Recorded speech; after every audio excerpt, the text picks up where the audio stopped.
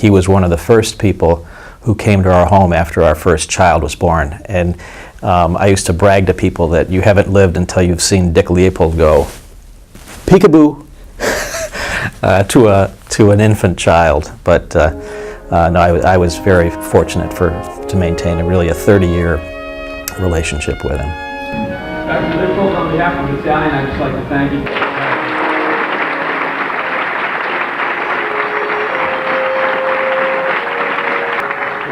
If there's anybody who is too bashful to ask a question and still has one, I'll stay around here a little while.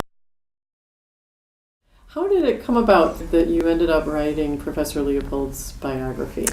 Totally fortuitously, as Dick would say.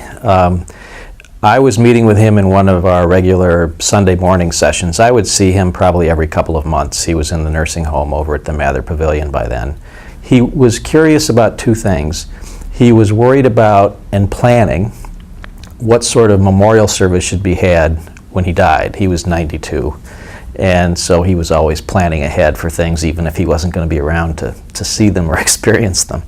So we started a conversation about that, and he was concerned about imposing financial burden on former students who might want to come to Evanston and would feel obliged to do so but might not be able to make it, and so on.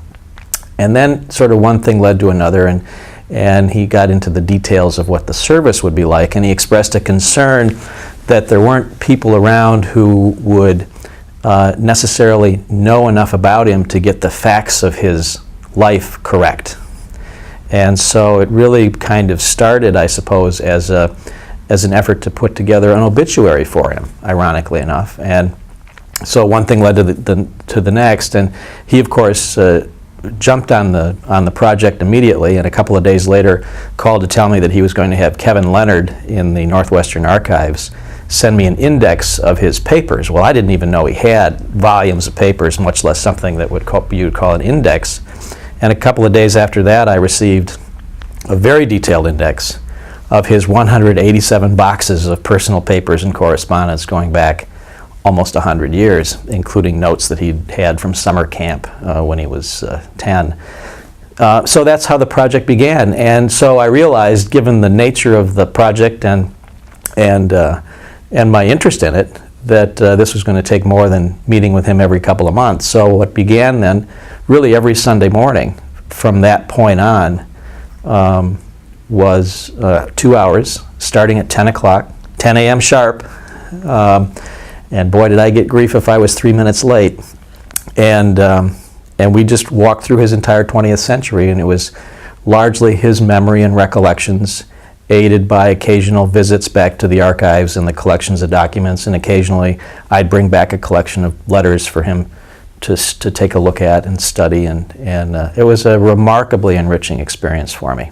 And I kept saying to him, look, I don't know whether what will turn out here will be something that will be of any interest to people other than you or me, but let's just proceed.